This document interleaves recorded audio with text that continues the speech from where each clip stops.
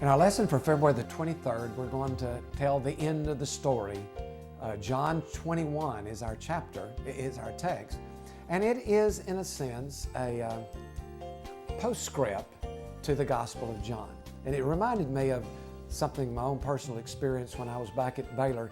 I met my wife Jan freshman year, and then every summer she would go back home to Kansas City and I would go back home to Rogers, Texas, down in Central Texas, and we would keep contact by letters. Of course, this was long before emails and texts and all this kind of thing. We would just write letters to each other, and inevitably when I'd finish my letter, I would think of something else I wanted to say or something special I wanted to say to her, and I would add this postscript to my letter.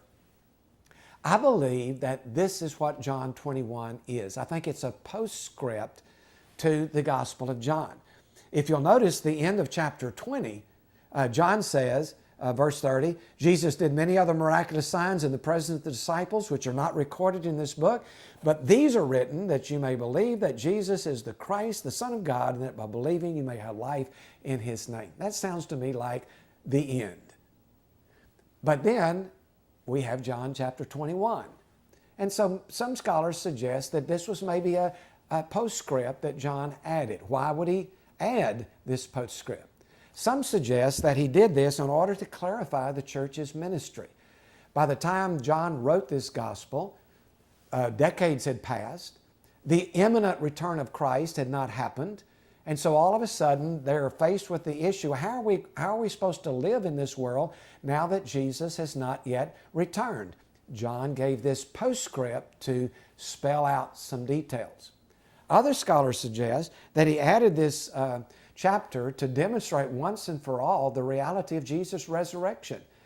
There might have been, by this point, some questions about whether Jesus really did rise from the dead, whether He really was the risen Christ. And so John writes this chapter 21 to show Jesus appearing to the disciples and eating fish with the disciples and having conversation with Peter and interacting with them to let them know that Jesus did indeed rise from the dead.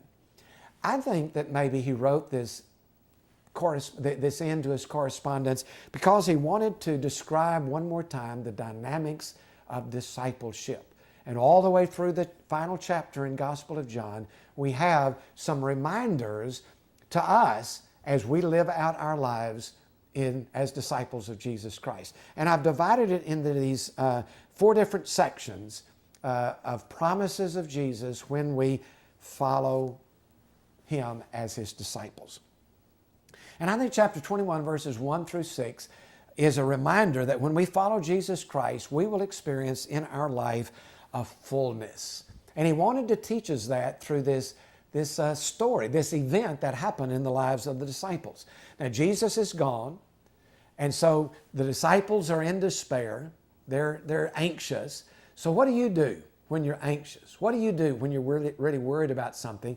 I will do something I really like to do. I'll read, or I will watch one of my favorite television shows, or I'll watch a sports event, something to get my mind off of what's going on. What would the disciples do? Well, they didn't have a computer and they didn't have a TV to watch football. So what did they do? They went back to fishing.